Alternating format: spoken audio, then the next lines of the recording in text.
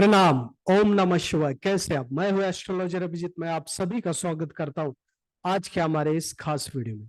तो आज हम बात करेंगे एक ऐसे टॉपिक के बारे में जिसके बारे में बहुत सारा कंफ्यूजन है हमारे इस एस्ट्रोलॉजी वर्ल्ड में। खास तौर पर जो लोग एस्ट्रोलॉजी सीखते हैं उनके लिए तो ये बहुत ही कंफ्यूजिंग टॉपिक होता है, वो है भाव चलित। अगर आप देखेंगे, हाँ, इस टॉपिक को आगे बढ़ाने से पहले मैं कहना चाहूंगा कि देखिए, इस टॉपिक को समझाना और समझना ये दोनों मुश्किल है। इसलिए जो लोग सीरियस है, जो लोग एस्ट्रोलॉजी पढ़ने में सीरियस है, वही इस टॉपिक को या इस वीडियो को देखे, क्योंकि आपको बहुत ध्यान से और बड़े लगन से इस वीडियो को देखना होगा, तभी आप इस विषय को समझ सकते हैं। देखिए, जब भी हम ज्योतिष सीखने में एंट्री करते हैं, जब भी हम बिगिनर होते हैं या जब एडवांस होते हैं, जब प्रैक्टिस करने लगते हैं, तब भी ये विषय जो भाव चलित है वो हमारी पीठ नहीं छोड़ता। ये कभी ना कभी तो हमारे समक्ष खड़ा होता ही है कि क्या भाव चलित को देखना चाहिए या नहीं देखना चाहिए, क्या भाव चलित असल में काम करता है या नहीं काम करता है। ऐसे कई बार सिचुएशंस आती है, और जो नए लोग हैं, जो नए सीख रहे हैं, उनको तो इस टॉपिक के ऊपर बहुत सारा कंफ्यूजन हो जाता है। जो एडवांस लेवल पर है उनको भी इसके बारे में क्लियरिटी नहीं होती। इसके बहुत सारे कारण है। पहला तो ये कि ठीक तरीके से इस विषय को पढ़ाया नहीं जाता, क्योंकि ऑलरेडी ये कंफ्यूजन है।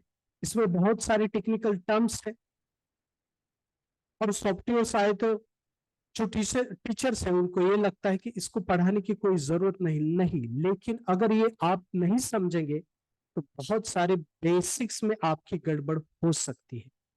जो बेसिक स्ट्रक्चर है कुंडली का, इसे आप नहीं समझ सकते। तो इसलिए इस टॉपिक को क्लियर करना ही चाहिए, समझ लेना ही चाहिए। ओके, तो क्या प्रश्न तो ये उठता है कि क्या भाव चलित को देखना चाहिए या नहीं। स्ट्रेट फॉरवर्ड क्वेश्चन है। तो मेरा स्ट्रेट आंसर ये है कि भाव चलित को नहीं भी देखना चाहिए और भाव चलित को देखना भी चाहिए। तो आप ये कहेंगे कि फिर आप तो और कंफ्यूजन बढ़ा रहे हैं। नहीं, ऐसा नहीं। ये दोनों भी सेंटेंस मायने रखते हैं। इन दोनों सेंटेंस की वैल्यू है। ये दोनों कंडीशंस ट्रू है। कैसे? मैं परसेंटेज के तरीके से आपको बताता हूं कि 80% केस में आपको भाव चलित देखने की कोई जरूरत नहीं होती है, और सिर्फ 20% कुंडली में ही कुछ ऐसी कंडीशंस होती है जिस कारण भाव चलित को देखना आवश्यक होता है। तो इसलिए भाव चलित को आप नजरअंदाज मत कीजिए। कंडीशनल भाव चलित को देखना अवश्य ही चाहिए। तो कंडीशनल भाव चलित क्या है? तो कंडीशनल भाव चलित क्या है, इसे ही समझना, जानना और किस तरीके से इसका इंप्लीमेंटेशन करना है, यही आज के हमारे इस वीडियो का टॉपिक है। अगर ये समझ गए इस 20% को, तो आप भाव चलित को समझ जाओगे कि कब कहां कैसे भाव चलित का उपयोग करना है। बहुत इजी है। अगर आपने इस वीडियो को सही तरीके से समझा, जाना, बार बार देखा, तो पूरा कंसेप्ट क्लियर हो जाएगा। और ये जो है, ये ओरिजिनल रिसर्च है। यानी कि क्योंकि मैंने जब भी देखा, जिससे भी जानने की कोशिश की, जितने भी बुक्स पढ़े एस्ट्रोलॉजी के, सभी जगह पर कंफ्यूजन है इस टॉपिक के बारे में। तो मैंने खुद का रिसर्च किया, अपने एक्सपीरियंस से जो जाना, और ये ओरिजिनल रिसर्च ही मैं आपके सामने आज रख रहा हूं।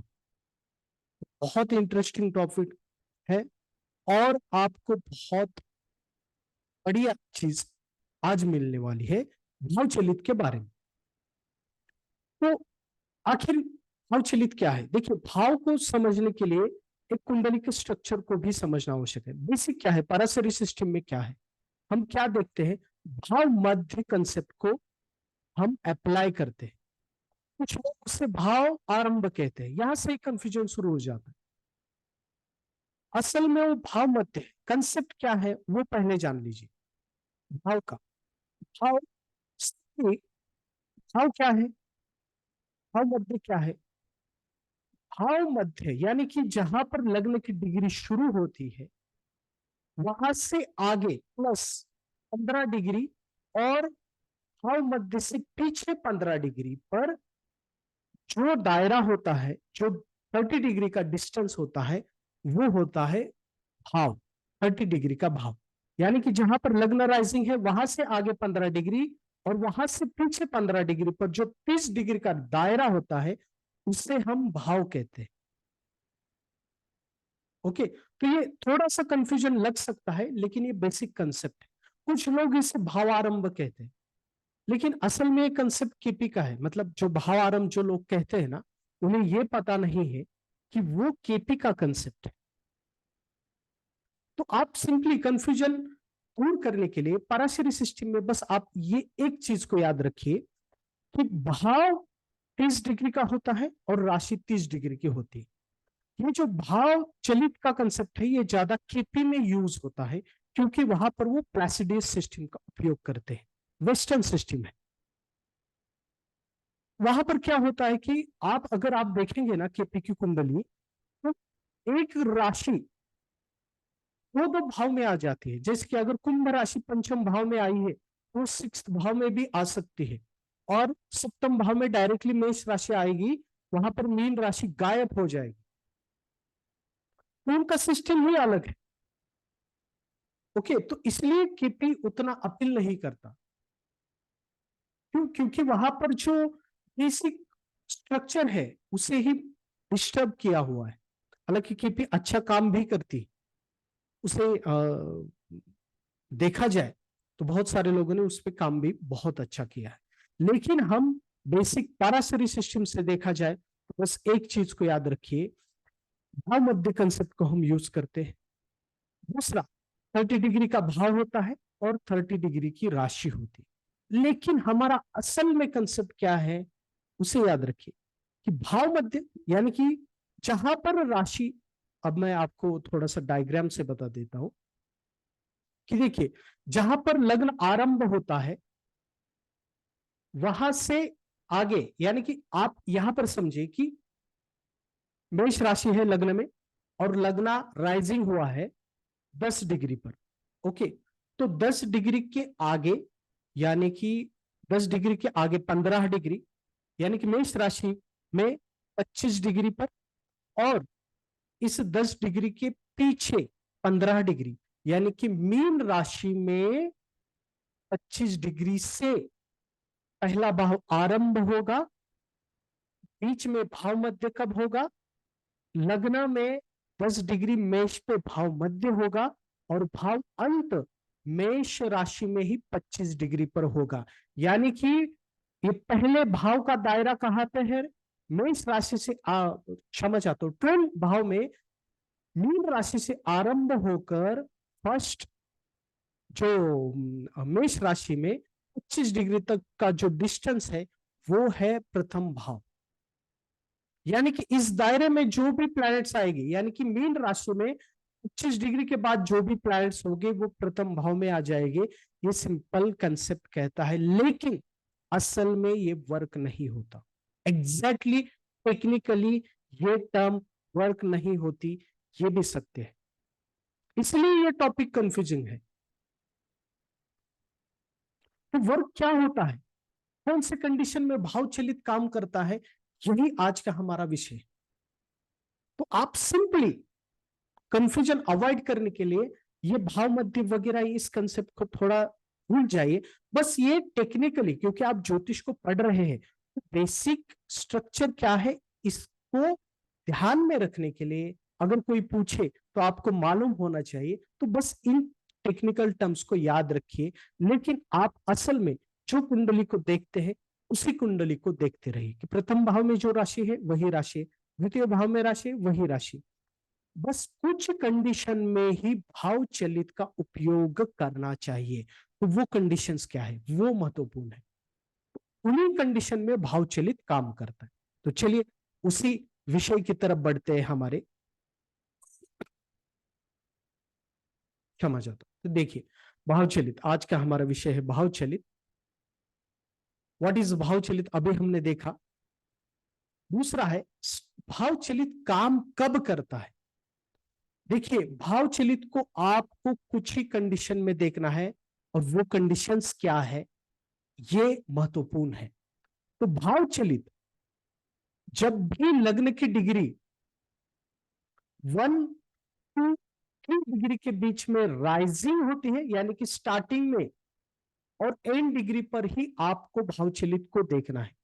जब भी लग्न की degree first degree, second degree या थर्ड डिग्री पर लग्न राइजिंग होता है, या फिर एंडिंग डिग्री पर राइजिंग होता है, यानी कि 27 degree, 28 degree, 29 degree, in starting degree पर या एंडिंग डिग्री पर जब भी लग्न राइजिंग होता है, तभी आपको भाव चलित को देखना है। और कैसे देखना है, किस प्रकार से देखना है, ये हम आगे जानेंगे। दूसरा, इससे भी महत्वपूर्ण, जो लग्न की डिग्री होती है वही सभी भावों की डिग्री होती है। यानी कि लग्न अगर राइजिंग हो गया 2 डिग्री पर, तो सेकंड भाव भी 2 डिग्री पर होगा राइजिंग, थर्ड भाव भी 2 डिग्री पर होगा, फोर्थ भाव भी 2 डिग्री पर होगा, ऐसे करके 7th भाव भी 2 डिग्री पर, 10th भाव भी 2 डिग्री पर, 11th भाव भी 2 डिग्री पर, और 12th भाव भी 2 डिग्री पर राइजिंग होगा। इसको बस बेसिकली इसको समझे। ओके, देन नेक्स्ट क्या है कि भाव चलित को देखना कब है, कंडीशंस क्या है उसके। जब लग्न की डिग्री स्टार्टिंग में राइजिंग होगी, यानी कि 1 to 3 डिग्री पर, या एंड डिग्री पर राइजिंग होगी, यानी 27, 28, 29 डिग्री पर, तभी आपको भाव चलित को देखना है। इसमें भी फर्स्ट डिग्री, सेकंड डिग्री पर ज्यादा काम करता है, और एंडिंग डिग्रीज यानी 28, 29 डिग्री पर भाव चलित ज्यादा काम करता है। ओके, तो रूल क्या है, उससे पहले इस डायग्राम से मैं दिखाता हूं आपको, और कंसेप्ट को क्लियर जा। देखिए, मैं इस आज की वीडियो को, इस टॉपिक को बहुत ही शांत तरीके से मैं आपको समझाने की कोशिश करूंगा। वीडियो लंबी हो सकती, लेकिन आप भी समझिए कि मैं क्या आपको समझाना चाहता हूं, क्योंकि ये टॉपिक थोड़ा सा डिफिकल्ट है। देखिए, जैसे कि लग्न की राइजिंग डिग्री यहां पर देखिए, अगर हमें कब यूज करना है, 1, 2 या 3 डिग्री पर राइजिंग होगी, या फिर 27, 28 या 29 डिग्री पर लग्न की डिग्री राइजिंग होगी, तभी हमें भाव चलित को देखना है। और इनमें से भी 1 डिग्री, 2 डिग्री बहुत इफेक्टिव है, और इसमें से एंड डिग्री में 28 डिग्री, 29 डिग्री बहुत इफेक्टिव है, बहुत ज्यादा इंपैक्ट क्रिएट करता है। ओके, तो अब आपको देखना क्या है। ओके, तो ये इंपॉर्टेंट है कि आपको देखना क्या है असल में। तो यहां पर अब चलते हैं हम कि किस प्रकार से कौन से टर्म को यूज करना है। देखिए, स्टार्टिंग डिग्री, एंड डिग्री हो गया। अब रूल को देखिए, रूल क्या है, इस रूल को लिख लीजिए या इसे गार्ड बांध लीजिए। आप पूरे भाव चलित कंसेप्ट को इस 2 रूल में समझ जाओगे। रूल ये है, first rule, when ascendant is at starting degree, यानी कि 1, 2, 3 डिग्री पर अगर है, तो आपको रिवर्स आना है। ओके, रिवर्स 3 डिग्री आना है, and check 12th house from that house. यानी कि अगर फर्स्ट हाउस आप देख रहे हैं, फर्स्ट हाउस में अगर लग्न राइजिंग है 2 डिग्री पर, तो आपको रिवर्स आना है 3 डिग्री, यानी कि 2 डिग्री से रिवर्स कीजिए 3 डिग्री, 2 से reverse 3 degree, 1 degree, 29 degree, 28 degree. Okay, और ये 12th हाउस में चेक करना है आप। ओके, अगर आप 10th हाउस देख रहे हैं, तो 10th हाउस अगर 2 डिग्री पर राइज है, तो 9th हाउस में जो प्लैनेट्स है 29 डिग्री, 28 डिग्री, उनको चेक करना है आपको। सेम सेकेंड रूल क्या है, वो है एंडिंग डिग्री के लिए, when ascendant is at ending degree, यानी कि जब भी असेंडेंट एंड डिग्री पर राइज होगा, यानी 27, 28, 29 डिग्री पर, तब आपको सेकंड भाव को चेक करना है, उससे सेकंड भाव। ये कैसे, यहां पर देखिए, आप समझिए कि लग्न की डिग्री राइजिंग हुई 2 डिग्री पर। ओके, आप रिवर्स जाइए यहां पर, रिवर्स, जैसे कि मैं आपको यहाँ पर बताता हूं, यहां से आपको रिवर्स जाना है। ओके, और इस 12th हाउस में 29 डिग्री 28 डिग्री पर जो प्लैनेट्स है उनको देखना है। ओके, आप ऐसा समझिए कि 10th हाउस को देख रहे हैं, तो 10th हाउस 2 डिग्री पर राइजिंग है, जो लग्न की डिग्री होगी वही 10th हाउस की डिग्री, तो वहां से रिवर्स आ जाइए और 9th हाउस में जो 29 डिग्री पर, 28 डिग्री पर या मैक्स टू मैक्स 27 डिग्री पर जो प्लैनेट्स है वो भाव चलित में इंपैक्ट देंगे ही। आपको सिर्फ +-3-4 डिग्री का इंपैक्ट देखना है, +-3-4 डिग्री। ओके, ये हो गया स्टार्टिंग डिग्री। अब एंड डिग्री का आप समझिए कि लगभग राइजिंग है 10 डिग्री पर यानी कि 28 डिग्री पर, तो आप +3 डिग्री कीजिए या 4 डिग्री। ओके, 28 हो गया तो 29 तो उसी राशि में आ जाएगा। फिर अगली राशि में आ जाएगा 1 डिग्री, 2 डिग्री या मैक्स टू मैक्स 3 डिग्री तक। यानी कि इस वृषभ राशि में जो प्लैनेट्स 1 डिग्री पर है, 2 डिग्री पर है या मैक्स टू मैक्स 3 डिग्री पर है, वो भाव चलित में काम करेंगे और वो फर्स्ट भाव का भी रिजल्ट देंगे। यहाँ पर फर्स्ट भाव का भी और सेकंड भाव का। हाँ, भाव चलित का और एक रूल कि भाव चलित में जो प्लैनेट्स चेंज होते हैं यानी कि जो थोड़ा सा भाव चलित में आगे पीछे होते हैं, वो दोनों भाव के रिजल्ट देते हैं। अब यहां पर आपका कंसेप्ट क्लियर हो जाएगा। जैसे कि आप ऐसा समझिए, थोड़ा सा यहाँ पर टेक्निकल हो जाएगा लेकिन फिर भी आप बने रहिए। 2 डिग्री पर लग्न राइजिंग है। ओके, देन आप ऐसा समझिए कि मीन राशि में 28 डिग्री पर मार्स है। ओके, ये कंडीशन अब हम देखेंगे। कंडीशंस क्या है? लग्न राइजिंग हुआ है, मेष लग्न है 2 डिग्री पर और मीन राशि में 28 डिग्री पर मार्स है। ओके, तो रूल क्या कहता है कि आप रिवर्स जाइए 3 डिग्री, तो 2 डिग्री से रिवर्स जाइए 3 डिग्री, 2 डिग्री से रिवर्स 3 डिग्री होगा 1 डिग्री। 1 डिग्री देखने की जरूरत नहीं क्योंकि वो उसी राशि में आएगी, मेष राशि में। आपको मीन राशि में जो 29, 28, 27 मैक्स टू मैक्स 27, बट इसमें 29 और 28 डिग्री पर जो प्लैनेट्स है मीन राशि में 12th हाउस में, वो भाव चलित में काम करेंगे, इंपैक्ट देंगे और वो फर्स्ट भाव का भी रिजल्ट देंगे। ओके, तो बात समझिए यहां पर। तो 28 डिग्री पर जो मार्स है मीन राशि में 12th हाउस में, वो 12th हाउस के रिजल्ट तो देगा ही, लेकिन भाव चलित में वो फर्स्ट भाव के भी रिजल्ट देगा। क्यों? क्योंकि जो भाव मध्य है वहां से वो बहुत क्लोज है, 3 डिग्री के भीतर या 4 डिग्री के भीतर ही है, उसके दायरे में है। के आसपास देखिए 2 डिग्री, ऊपर जाइए 3 डिग्री, 28 डिग्री आती है। तो ये भाव मध्य के बहुत आसपास है प्रथम भाव के, तो इसलिए फर्स्ट हाउस का भी ये रिजल्ट देगा और 12th हाउस का भी रिजल्ट देगा। यानी ये मार्क्स इस व्यक्ति का लॉस करवाएगा। कैसे? इसके फर्स्ट हाउस के थ्रू, यानी कि इसके सोच के थ्रू, इसके पर्सनालिटी के थ्रू, ये अपने पर्सनालिटी पे खर्चा करेगा, इसके सोच के कारण ही इसका खर्चा होगा। ये हो गया स्टार्टिंग डिग्री। सॉरी, अब एंडिंग डिग्री का विचार करते। आप ऐसा समझिए कि 28 डिग्री पर लग्न राइजिंग है मेष राशि में ही, और वृषभ राशि में यहां पर 2 डिग्री पर है सैटर्न। ओके, 2 डिग्री पर है सैटर्न। आप +3 करना है आपके 28, 29 तो मेष राशि में ही आएगा तो 29 कंसिडर करने की जरूरत नहीं, लेकिन 29 +1 डिग्री और 2 डिग्री, ये 3 डिग्री हो गए 28 के बाद।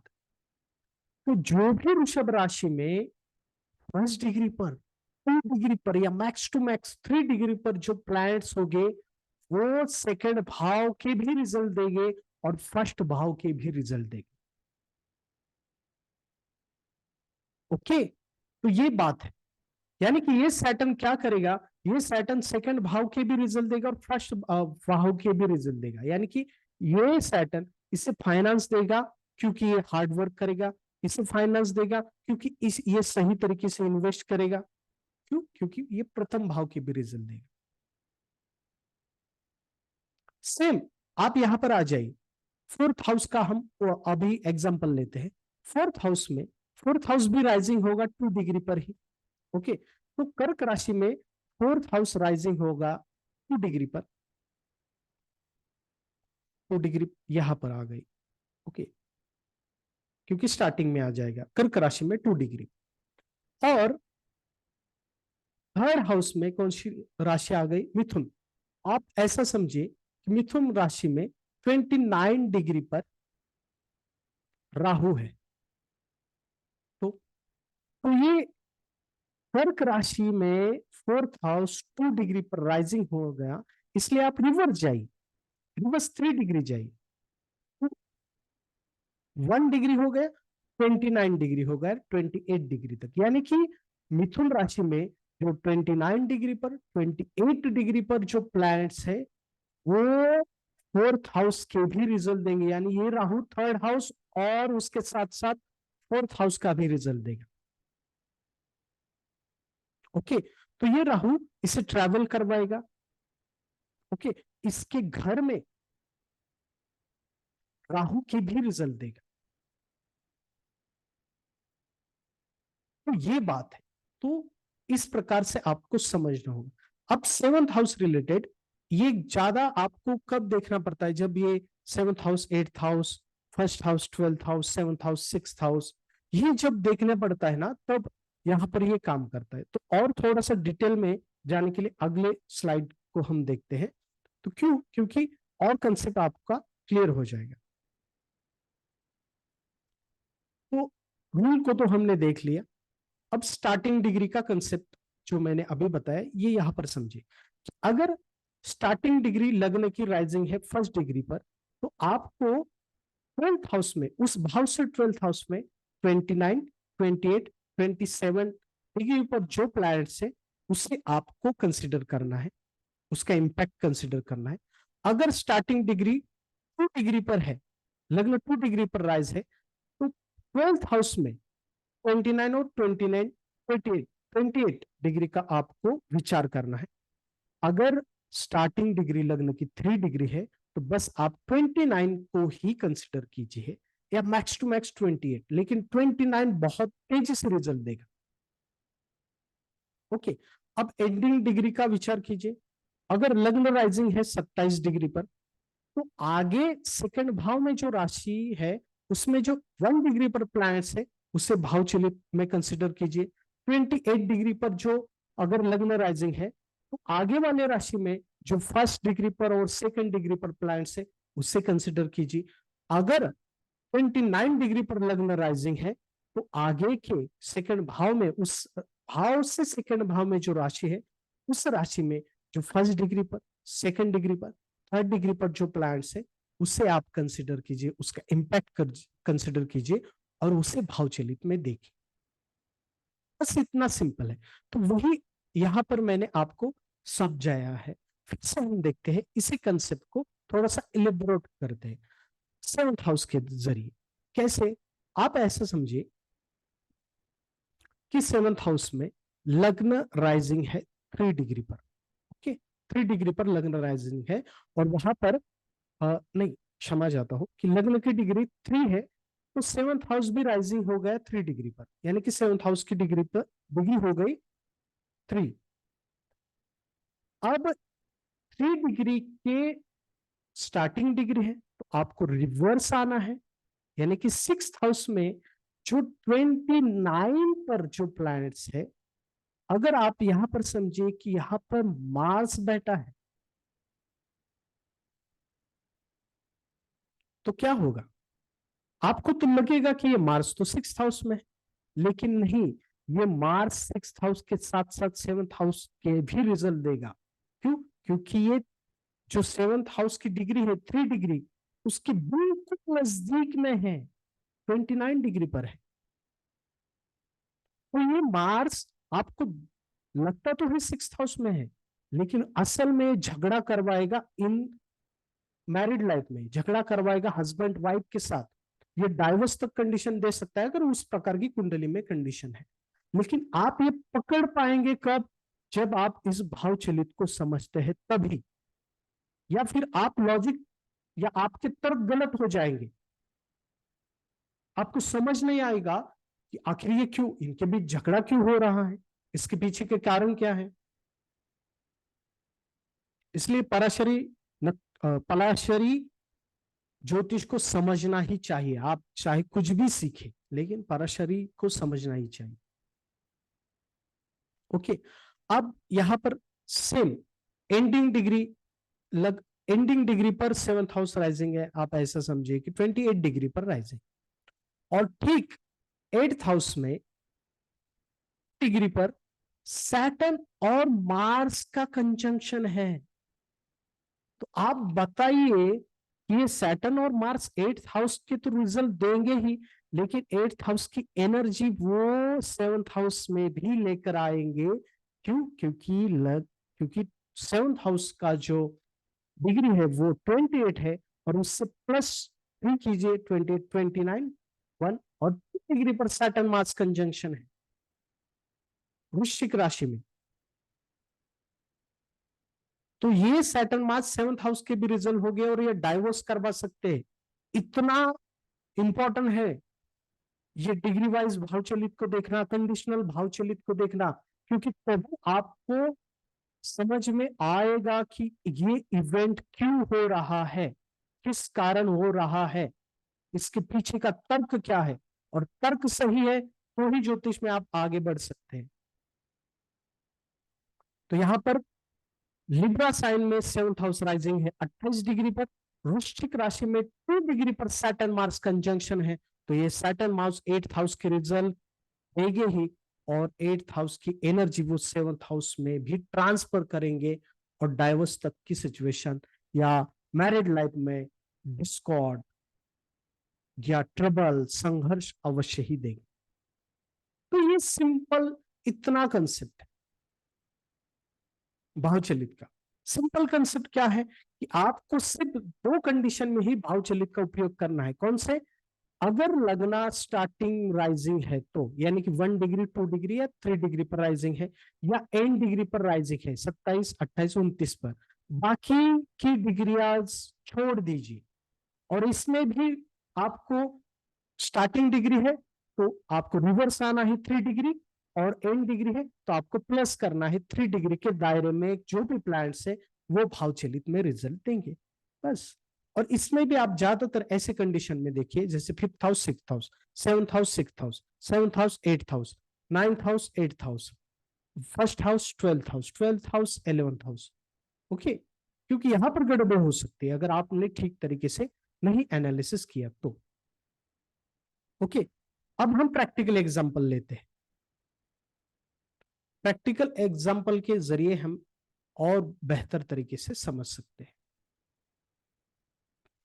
देखिए ये कुंडली है, ओके, सिंपल है। तो देखिए लग्न की डिग्री, लग्न 3 डिग्री पर राइजिंग है, ओके, यानी कि यहां पर वृषभ राशि में 3 डिग्री पर लग्न राइजिंग है। अब आपको रिवर्स जाना है 3 डिग्री या 4 डिग्री तक जा सकते हैं, लेकिन 3 डिग्री तक का इंपैक्ट बहुत ज्यादा रहेगा। तो 3 डिग्री के बाद हम रिवर्स आएंगे 2 डिग्री, 1 डिग्री, इन 2 डिग्री का तो वैसे भी उसी राशि में होगा, वृषभ राशि में, तो उसका उपयोग नहीं है। अब हमें मेष राशि में 29 डिग्री पर जो प्लैनेट्स है, क्योंकि 3 डिग्री से जब हम रिवर्स आएंगे तब हमें 29 डिग्री मिलेगी। ओके, तो 29, 28 डिग्री पर जो मेष राशि में 12th हाउस में जो प्लैनेट्स है वो 1st हाउस के भी रिजल्ट देंगे और 12th हाउस के भी रिजल्ट देंगे। तो यहां पर चेक कीजिए, जैसे कि मून 29 डिग्री पर है, ओके, तो डेफिनेटली ये मून इस व्यक्ति के 1st हाउस के भी रिजल्ट देगा, 12th हाउस के भी रिजल्ट देगा। तो इसका प्रिडिक्शन क्या है? ये व्यक्ति, क्योंकि मून 12th हाउस में है तो ट्रैवल करेगा, लॉसेस करवाएगा। क्यों लॉसेस करेगा? क्योंकि फर्स्ट हाउस यानी कि खुद के विचारों के कारण, खुद के प्लानिंग के कारण, खुद के ऊपर ये लॉसेस करेगा, क्योंकि फर्स्ट हाउस से लॉस करवाएगा। Okay, same. अब जुपिटर 29 डिग्री पर है। ओके, तो यहां पर देखिए, जैसे फर्स्ट हाउस 3 डिग्री पर राइजिंग है, उसी प्रकार से सेकंड हाउस भी 3 डिग्री पर राइजिंग होगा, थर्ड हाउस भी होगा, फोर्थ हाउस भी होगा। सभी भाव, जैसे 10th हाउस भी 3 डिग्री पर राइजिंग होगा, 11th हाउस भी 3 डिग्री पर राइजिंग होगा, और 12th हाउस भी 3 डिग्री पर राइजिंग होगा। तो 12th हाउस से आप रिवर्स आ जाइए 11th हाउस में। तो 11th हाउस में जो 29 या 28, लेकिन 29 डिग्री पर जो प्लैनेट्स है वो 12th हाउस के भी रिजल्ट देंगे। जैसे जुपिटर 11th हाउस में 29 डिग्री पर है, वो तो लगता तो 11th हाउस में है, तो हमें तो अच्छा लगेगा कि ये 11th हाउस में, तो इस व्यक्ति को गेन देगा, फेम देगा, करियर में ग्रोथ देगा। लेकिन भाई ये 12th हाउस के भी रिजल्ट देने वाला है, क्योंकि ये जो भाव मध्य है 12th हाउस का, उसके बहुत नजदीक है। तो ये क्या करवाएगा? दोस्तों के कारण लॉस देगा। इससे पहले लॉसेस होगी, फिर गेन होगे, गेन होगे, फिर लॉसेस होगे। ये कंडीशंस रहेगी। ओके, इस प्रकार से आपको देखना है। बाकी यहां पर देखिए, कोई है डिग्री तो कोई नहीं है। बाकी 29 या 27 28 पर भी नहीं है, तो बाकी कोई प्लैनेट्स इसमें काम नहीं करेंगे। अब नेक्स्ट अगर देखा जाए, तो हमारे प्राइम मिनिस्टर नरेंद्र मोदी जी की कुंडली को देखते हैं, क्योंकि आप इसे इन्हें जानते हैं। तो देखिए, इनका लग्न राइजिंग है 1 डिग्री पर। ओके, तो 1 डिग्री पर लग्न राइजिंग है, तो हमें रिवर्स आना है 3 डिग्री। तो लग्न की डिग्री 1 डिग्री है, तो प्रत्येक भाव की डिग्री 1 डिग्री ही रहेगी। तो 10th भाव की भी 1 डिग्री रहेगी, और 11th भाव की भी 1 डिग्री रहेंगी। तो आप देखिए, इनका सैटर्न 29 डिग्री पर है 10th हाउस में, और वो भी सिंह राशि में। तो 11th भाव की डिग्री है 1 डिग्री, वहां से रिवर्स आ जाइए 3 डिग्री। तो 10 भाव में जो 29 28 डिग्री पर जो प्लैनेट्स है, वो 10th भाव के भी रिजल्ट देंगे और 11th भाव के भी रिजल्ट देंगे। क्यों? क्योंकि ये 11th भाव के बहुत ही नजदीक है।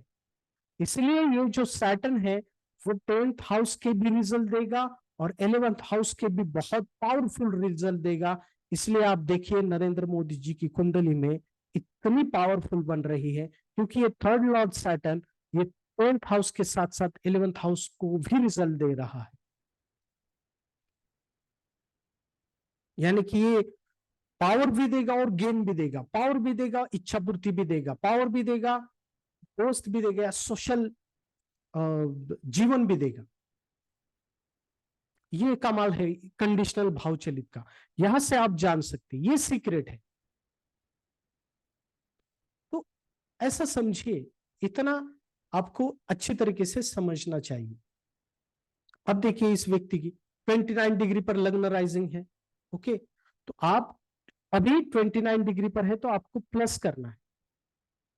ओके, यानी कि 29 फिर प्लस 1 डिग्री, 2 डिग्री, 3 डिग्री पर जो आगे प्लैनेट्स है, उनको आपको देखना है। जैसे कि आप यहां पर समझिए कि 11th भाव की भी राइजिंग डिग्री होगी 29 डिग्री।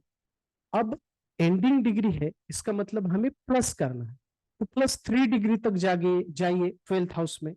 तो यहां पर जो फर्स्ट डिग्री, 2 डिग्री, 3 डिग्री या मैक्स टू मैक्स 4 डिग्री पर जो प्लैनेट्स होंगे, वो 12th हाउस के भी रिजल्ट देंगे और 11th हाउस के भी रिजल्ट देंगे। तो यहां पर चेक कीजिए, चेक कीजिए कि 1 2 डिग्री पर कौन से प्लैनेट्स है।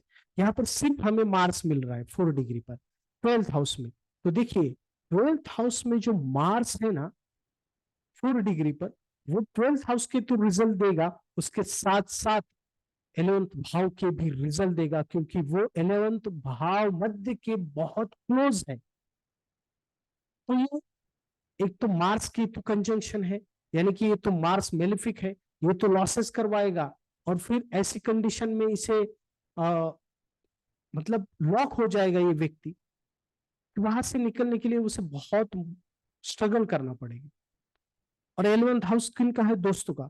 तो ये व्यक्ति का दोस्तों के कारण बहुत लॉस हुआ, दोस्तों के कारण ये ऐसी कंडीशन में, ऐसे फाइनेंशियल लॉसेस में चला गया कि वहां से बाहर निकलना बहुत मुश्किल हो गया। तो ये आप जान सकते हैं सिर्फ और सिर्फ कंडीशनल भाव चलित से, क्योंकि 11th हाउस की डिग्री है 29, और वहां से प्लस कीजिए 3 डिग्री, तो 3 डिग्री या 4 डिग्री मिल जाएंगे हमें, और वहां पर मार्स है, मार्स केतु कंजंक्शन है, तो ये मार्स केतु 12th हाउस के भी रिजल्ट देंगे और 11th हाउस के भी रिजल्ट देंगे। तो ये है, ये ताकत है कंडीशनल भाव चलित की। इसलिए कंडीशनल भाव चलित को हमें देखना चाहिए।